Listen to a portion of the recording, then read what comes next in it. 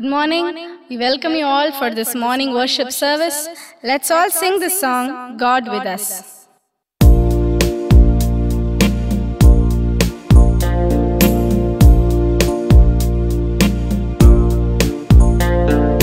He walked where I walk. He walked where I walk. He stood where I stand. He stood where I stand. He felt what I feel. He felt what I feel.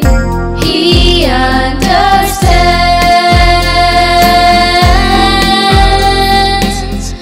God with us, so close to us. God with us, Emmanuel. God with us, so close to us. God with us, Emmanuel.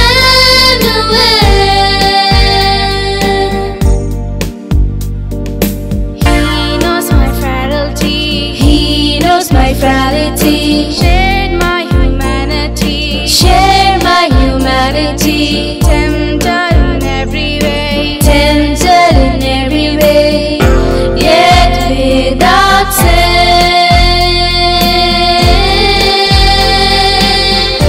God with us, so close to us.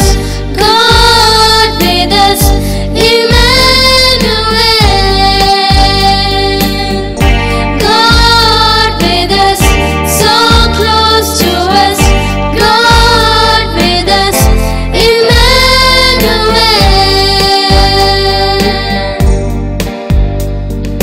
One of a hater is one of a hated race. Stung by the prejudice, stung by the prejudice. Suffering injustice, suffering injustice.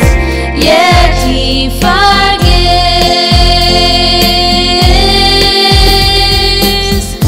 God with us, so close to us.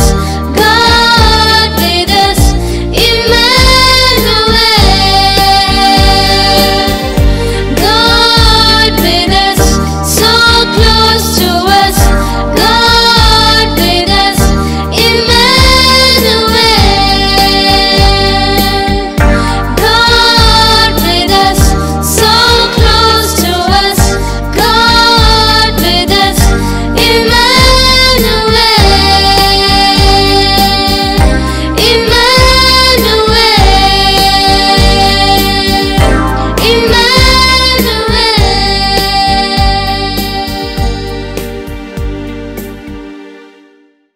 Let us pray. Almighty God, our Heavenly Father, we bow down in your presence. God Emmanuel, God is always with us, is here as we gather in the name of Jesus. We thank you, Lord, for this wonderful opportunity to gather together, Lord, in your name, even though we are distanced by the physically, we know that we can, in our spirit, unite our hearts together and look up to the Lord of Lords and the King of Kings. This morning we thank you for such a blessing, such a privilege that is ours, Lord, to come to you and seek you this morning, Lord, as families and as individuals. Lord, even though we sit before the television or the mobile, we know, Lord, God, the Holy Spirit is in our midst to bring us together and to bless us this morning. Thank you, Lord. We praise you. We give you all the glory. We ask this prayer with thanksgiving in Jesus' precious name. Amen. As we begin this time of worship, let's sing this hymn, Jesus shall reign wherever the sun does his successful journeys run. It's hymn number 472 in our hymnal.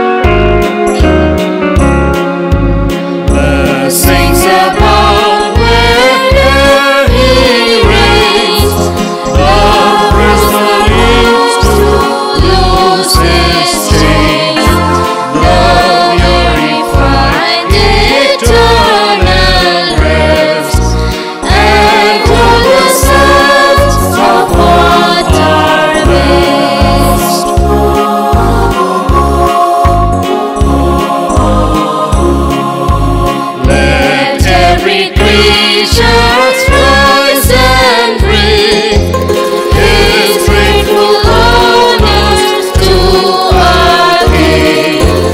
Angels descend with songs again, and every beat the louder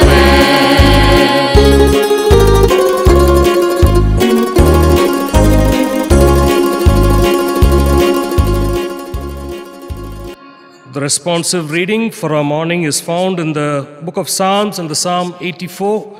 It is found in the Psalter number 579. How lovely is thy dwelling place, O Lord of hosts. my soul longs, yea, faints for the courts of the Lord. My heart and flesh sing for joy to the living God. Even the sparrow finds a home, and the swallow a nest for herself, where she may lay her young. At thy altars, O Lord of hosts, my King and my God, Blessed are those who dwell in thy house. ever singing thy praise, Blessed are the men whose strength is in thee. in whose heart are the highways to Zion. O Lord God of hosts, hear my prayer. Give ear, O God of Jacob. Behold our shield, O God. Look upon the face of thine anointed. For a day in thy courts is better than 1,000 elsewhere. I would rather be a doorkeeper in the house of my God than dwell in the tents of wickedness. For the Lord God is a sun and shield. He bestows favor and honor. No good things does the Lord withhold from those who walk uprightly. O Lord of hosts, Blessed is the man who trusts in thee.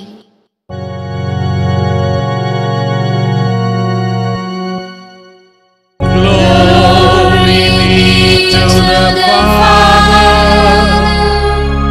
and to the Son, and to the Holy Ghost, as it was in the beginning, is now, and ever shall be, world without end.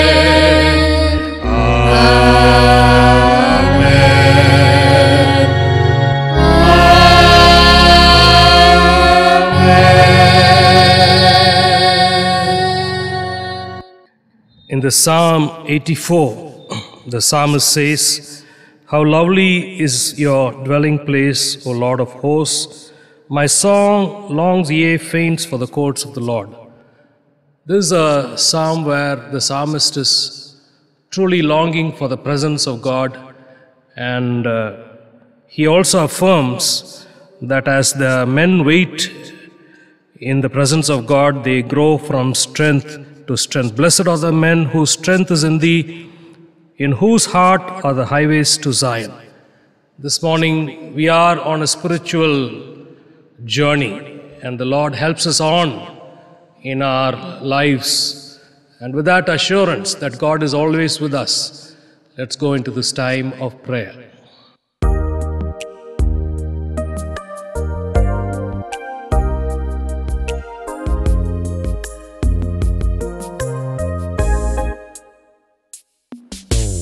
Are we weak and heavy laden, cumbered with a load of care? Precious Savior, still our refuge, take it to the Lord in prayer.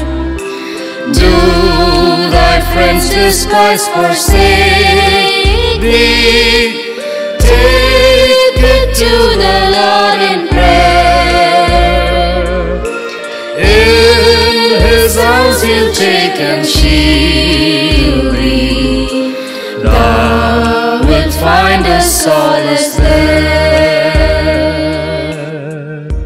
Almighty God, our Heavenly Father, we come to you because you are a God of comfort, you are a God of love, and you understand us perfectly. And this morning as we come to you, Lord, we thank you. We don't have to put up a show, we don't have to wear any masks, but we come to you just as we are. You are able to look deep down into our hearts, and you're able to understand our thoughts and our, Lord, perspectives and our attitudes. This morning, Lord, we come to you, and we know, Lord, we are weak, we are tired, and Lord, we need the help of God, the power of God, and the strength of God this morning. And so, Lord, we pray that you will so bless us this morning as we wait in your presence. Make this time of prayer a blessing, this time of worship a blessing. Lord, as we wait, may God the Spirit so help and enable us, Lord, so that He may cleanse us afresh, He may renew us, and He may strengthen us, Lord, and Lord, that He may clean us of all uncleanness this morning. Oh God, we pray as we look up to you, that together as God's people, worshiping you from our different homes, we pray, O God, that the Spirit would so unite our hearts together as we continue to wait in your presence. We thank you, Lord, for our church. We thank you for the families of the church. We thank you for each and every family. We pray for our children. We pray for young people. We pray for every elderly and every brother and sister. Lord, people in career, people in business, in all efforts and endeavors, may the blessing of God rest upon us. Lord, we especially pray for the medical fraternity as they are helping the situation. Give them your grace and your protection. We also pray, Lord, very especially for our government who are taking a lot of measures, Lord, to curb this virus and also to help the economy. We pray for, Lord, every minister and every effort that is being taken under their leadership. This morning we especially pray, Lord, for the Methodist Church in India. We thank you for Episcopal leaders, Bishop Dr. and Mrs. Yesurathanam, E.D. Yesurathanam. We thank you, Lord, for their leadership. We thank you for the conference that concluded successfully. And we thank you for your gracious hand of blessing and protection over us. Lord, even as we look forward to the future, we ask for your blessing and your guidance, Lord Jesus. This morning we also pray, Lord, for our young people who are awaiting the will of God in their lives with regard to their career, with regard to marriage, and also, Lord, those young couples who are waiting for the blessing of a child. We pray, Lord, that you'll bless them, Lord Jesus. This morning we also pray for, Lord, each one here in our families as we await in your presence to receive the blessing of the word of God. We pray, O Father, that you'll so bless our hearts this morning. We pray especially, O God, for our outreach churches and our evangelists and pastors. We pray for the building project at Tamarapadi. Lord, even as we continue to seek the help of God's people, we pray that you'll meet all the needs, O God. We pray this may be done for your glory. We especially pray for the new committee that is going to take over the leadership. We pray, O God, that the leadership of the new pastorate committee will be a blessing to our church. Lord, we also pray for each one here. We thank you for the online team and these dear children and sisters who are helping us, Lord Jesus. Lord, continue to bless our efforts. We thank you for this time. We give you all the glory, and we ask this prayer with thanksgiving and praise in the blessed name of our Lord and Savior Jesus Christ, who taught us to pray when we pray, saying, Our Father, who art in heaven, hallowed be thy name. Thy kingdom come, on earth as it is in heaven. Give us this day our daily bread, and forgive us our trespasses, as we forgive those who trespass against us. Lead us not into temptation, but deliver us from evil. For thine is the kingdom, the power, and the glory, forever and ever. Amen. Let us look to God in prayer. Father, we thank you for this time when we open the Word to, Lord, look at the promises and the word that truly comforts and encourages us. This morning, may God the Spirit so bless our hearts. Make this time a blessing. In Jesus' name we pray. Amen. Dear friends, this morning we are looking at the book of Deuteronomy.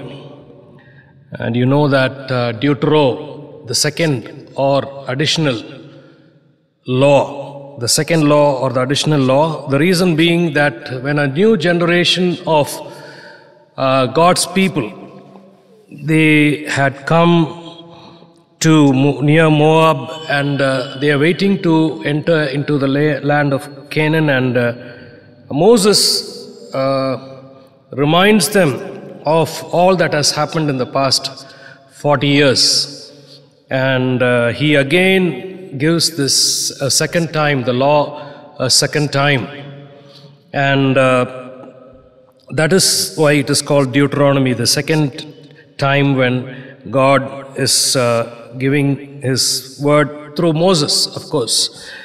And end of chapter 4 and right up to the chapter 11, Moses is recounting all that happened in the wilderness experience, and he's also telling them, do not forget what you've gone through from Egypt right up to this point. Do not forget these things.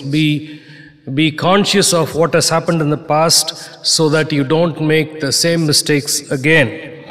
That was one thing.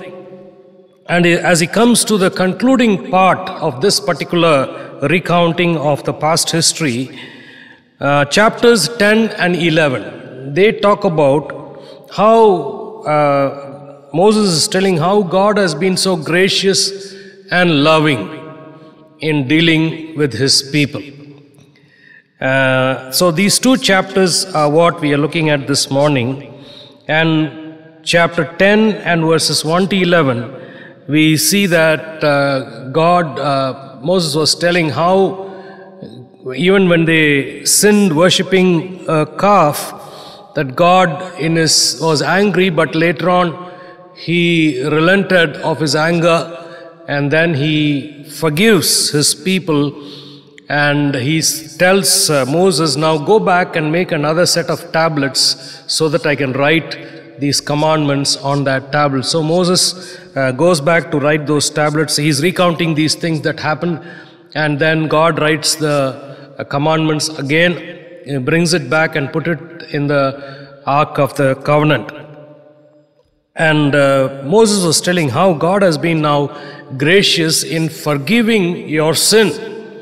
So the first instance of God's love Moses was reminding to the people of Israel was that God is a God who forgives you. And he continues to, so now at the end of the 11th chapter, God is telling Moses, now go and continue to lead your people so that they can go and possess the land of Canaan. So the first instance about God's forgiveness, how God forgives his people. Thereafter, Moses is making an appeal on behalf of God, and he's saying in 12th verse, 10 and 12, and now, O Israel, what does the Lord your God ask of you? Now that he has been so gracious in forgiving you, what does he ask of you? And is it too much to ask of you for something? We'll come back to that, but let me go again a little further, where also Moses is making his appeal a little stronger. Verse 14, he's telling the people, to the Lord your God belong the heavens and even the highest heavens, the earth and everything in it. Yet everything belongs to God, he created it.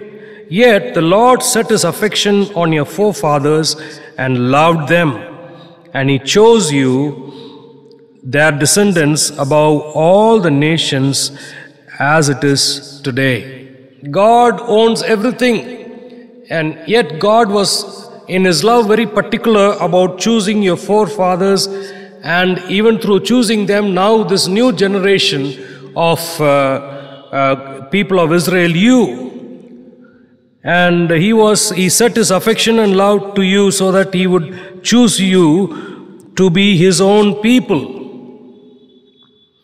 And if that is the case, now we go back to verse 12, where he says, now what does God ask us? But to fear the Lord your God, to walk in all his ways, to love him, to serve the Lord your God with your heart, with your soul, and to observe the Lord's commands and decrees that I am giving you today for your own good. God was very, very clear about what he is telling his people. I want to give you something that is very good, for your own good. There are things I want you to do, and I ask you to do this. I'm making an appeal so that this may be for your own good. There is no any selfish love in God's love. And he says this is for your good. And what is that I'm asking? To fear God, to love your God, to walk in his ways, and to love and to serve him with all your heart and soul.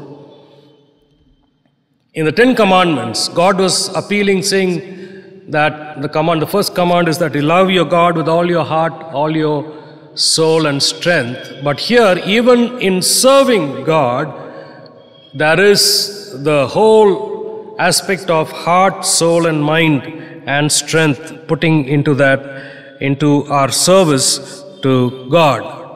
So that is the kind of appeal that God is making to his people. And he's saying now that I have chosen you to be my own. I have forgiven you. Now there is a blessed future in front of you. Even though there are so many people in this world, I chose to choose you to be my own people, so that I set up your affection, so that I will give you my special blessing.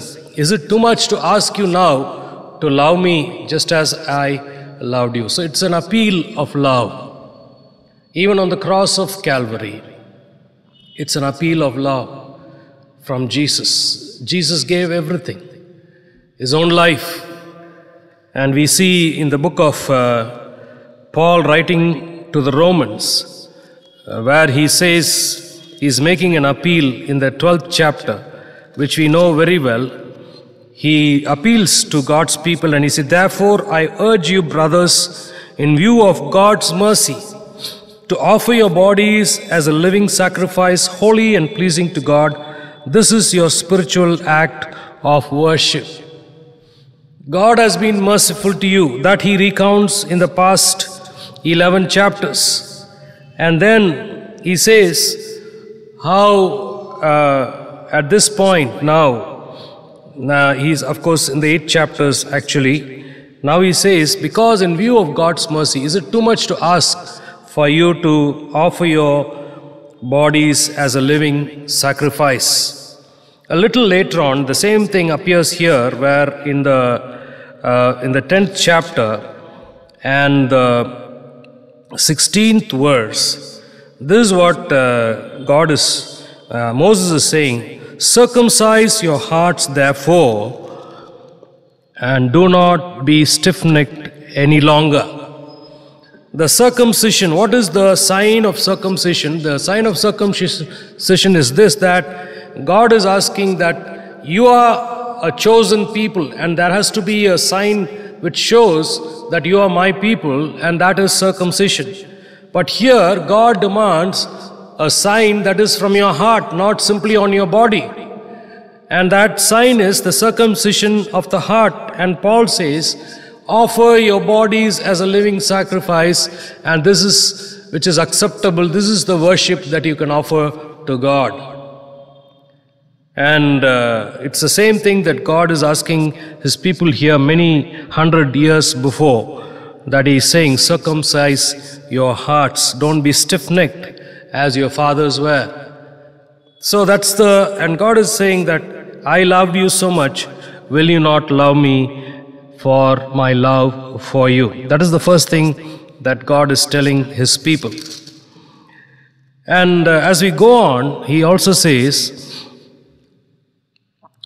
fear the Lord and serve him, and because you have seen the awesome wonders God has done in your life. In the 11th chapter, we see that God is reminding, Moses is reminding even to his people, you have seen these awesome wonders God has done in these 40 years. Now you know what God has done. You have seen these things, miraculous wonders, wonderful and awesome things. Now go and tell your children about this. The first thing that he says is, now they were not there to see all this, but in your home you have to tell this generation who God is. That's a very important responsibility that you have. The 11th chapter and verse 19 onwards, he teach them to your children, talking about them when you sit at home and when you walk along the road and when you lie down and when you get up. So make this very clear. When they ask you, and even when they don't ask you, make sure you tell them who I am and what are the awesome things that I have done in your lives. Secondly, thirdly, he says, when you are faithful and you love and serve the Lord faithfully, God promises in verse 14, then I will send rain on your land in its season, both autumn and spring rains, so that you may gather in your grain, new wine and oil. I will provide grass and fields and cattle. The blessing of God is upon us when God's people are faithful to Him. God is pleased when His people are faithful to Him, and then He blesses them in the external blessings of good weather, good crops and cattle. All these blessings come to you when you are faithful to me. Then He also promises in verse 22 of the 11th chapter, if you carefully observe all these commands I am giving you to follow, to love the Lord your God, to walk in all His way, to hold fast to Him, then the Lord will drive out all these nations before you, and no one can stand before you. That is another blessing that God says. When God's people are faithful to Him and they love Him, God says, nobody can stand against you. I will drive out all your enemies. That's the promise that God gives to His people. And so God appeals to the people of Israel and says, now that I've chosen you to be my own, what do I ask? Is it too much to ask of you?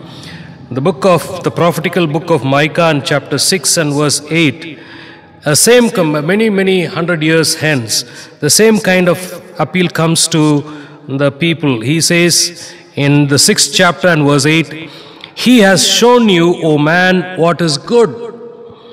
And what does the Lord require of you? To act justly, to love mercy, and to walk humbly with your God. It's a similar call that God gives to His people, to act justly, to love mercy, and to walk humbly with your God. It's a threefold call, but it's something similar to what God is saying here, because the response and the action has to come from your heart. If it's not there from your heart, then it is not a true commitment. So it is a call to a complete commitment to God, a complete surrender to God, and a complete obedience to God, so that God in turn, this is for your own good, God in turn will bless you. This is for your own good. If you want to enjoy the blessing of God, if you want to not only simply to be, sometimes it's not about the blessings alone. God expects that we love Him for who He is, not for what the things that He gives us. But He definitely says, I have loved you so much. It's the same appeal that comes from the cross. And He says, if anyone, Jesus very clearly made it very clearly when He said, if anyone wants to follow me, let him deny himself, take up his cross and follow me. And you will, and following that, He may say, you will find life. But if you deny me, you will lose your life. You will not find true life. A man can amass everything, but if he loses his soul, what good is that to him? And so that offer of following Jesus, also an offer that is a very blessed experience in our lives. And God expects nothing but a total commitment to His call. To love Him from our heart, to walk with Him from our heart, and to follow Him from our heart. Nothing less. And that's the call that comes to you and me as a church this morning. May God so help us so that we may respond and say, Lord, I want to be your own. I thank you that you loved me so much.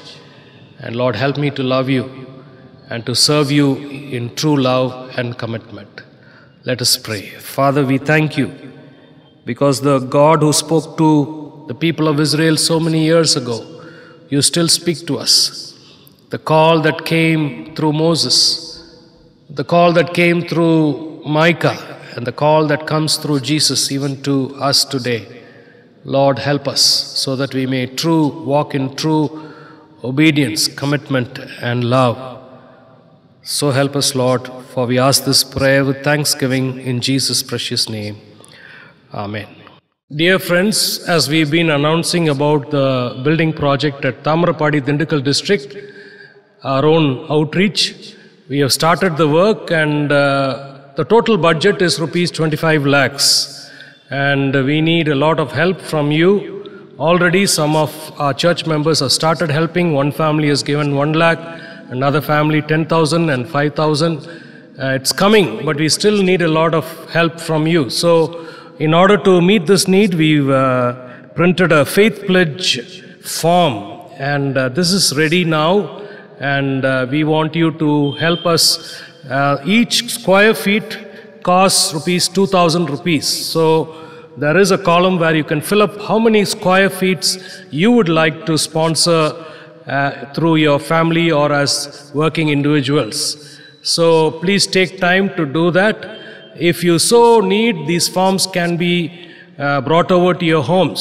So you just have to give us a call and we'll do that. Also, in this form, we have a column where you have to mention in how many monthly installments you will be able to pay this to the church. Some of you may not need in many installments. You may want to make one down payment. You may do that also.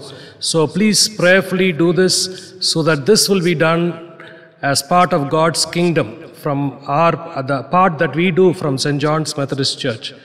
Please take time to prayerfully fill up this form and return to us not later than the 4th of October. Thank you. God bless you. Dear friends, we want to thank you all for your continued and prayerful support to the ministry of the church. And let's continue to pray that by next month, all these restrictions will soon be gone and that the schools and colleges will be open fully so that our children can continue their studies in this new academic year. Please continue to pray for the building project at Thamarappadi. As we know, we have been announcing the total cost is rupees 25 lakhs, some maybe more. And we have already circulated faith pledge cards, and each square feet costs 2,000 rupees. And you can decide about how many square feet you would like to sponsor as a family. And also there is a space where it mentions in how many monthly installments you will be able to give this support to the building project. So please take time to fill that up and give it to the church so that we may have this enough resources to continue on this project. Continue to prayerfully help us in this regard. As usual, as we come to the end of the service, let's sing this hymn, Take My Life and Let It Be Consecrated, Lord, to Thee. It's hymn number 187. We'll sing this hymn and let's give to God His tithes and our offerings.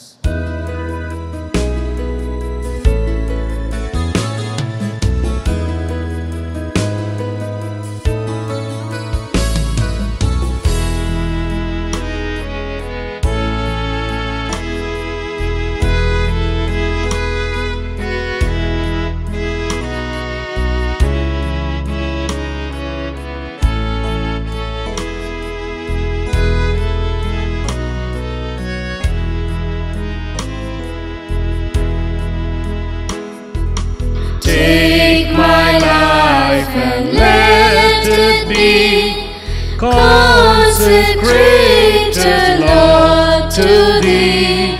Take my moments and my days, let them flow in ceaseless praise.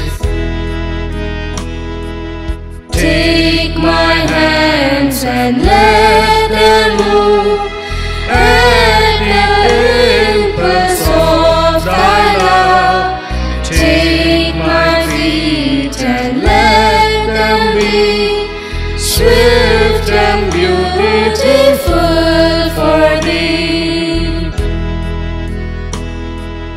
Take my voice and let me sing, always only for my King. Take my lips and let them be filled with messages from Thee. Take my silver and my gold, not a mite would I withhold. Take my intellect and use every power Thou shalt choose.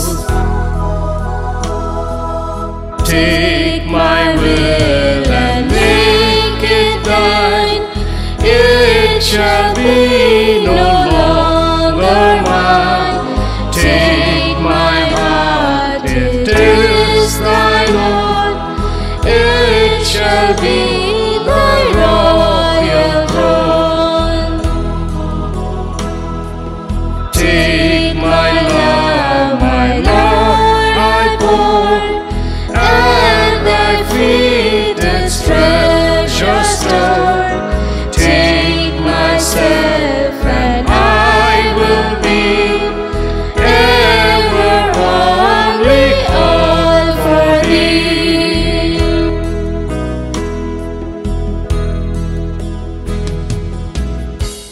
As we pray for these offerings, let's also pray for those who are celebrating their birthdays and wedding anniversaries. Birthdays, Joanna Prince, Ria Karen Ranjit, Mr. R. Rajasekaran, Mrs. Shyamala Annamalai, Mrs. Girija Joshua, Mrs. Diana Ravi Balraj, Ms. Sharon Kirba, A. Andrew Derrick. Wedding anniversaries, Mrs. and Mr. M. Soundarajan, Mrs. and Mr. J. Jayseelan, Mrs. and Mr. Daniel Dinesh, Mrs. and Mr. Jackson Arthur, Mrs. and Professor C. Suresh Kumar. Let us pray. Almighty God, our Heavenly Father, we thank You, Lord, for this time of worship. And Lord, we thank You for the blessing of the Word. And the whole time when God the Spirit continues to minister to us, we thank You, Lord. We offer ourselves on these offerings. We pray that You'll bless all those who've given in the ministry of our church. Especially remember these who are celebrating their birthdays and wedding anniversaries as they step into this new year. May it be a year filled with Your goodness and Your blessings. Lord, continue to give them their heart's desires according to Your, Lord, will and purposes. We thank You, we praise You, we give You all the glory. We ask this prayer with thanksgiving and praise in the blessed name of our Lord and Savior, Jesus Christ. Amen. The grace of our Lord Jesus Christ, the love of God the Father, the sweet communion of the Holy Spirit, rest and abide with us all both now and forevermore.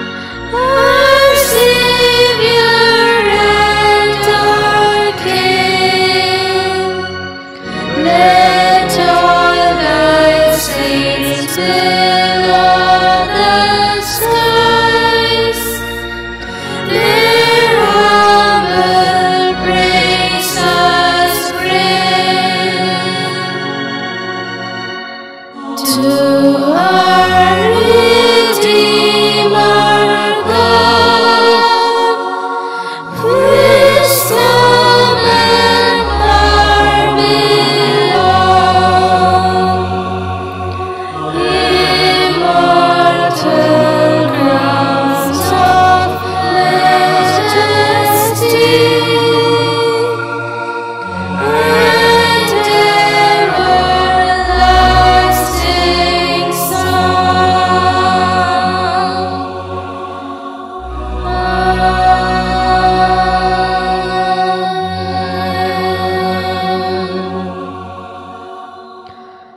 Bless the Lord, O my soul, and all that is within me. Bless His holy name. Bless the Lord, O my soul, and forget not all His benefits. Amen.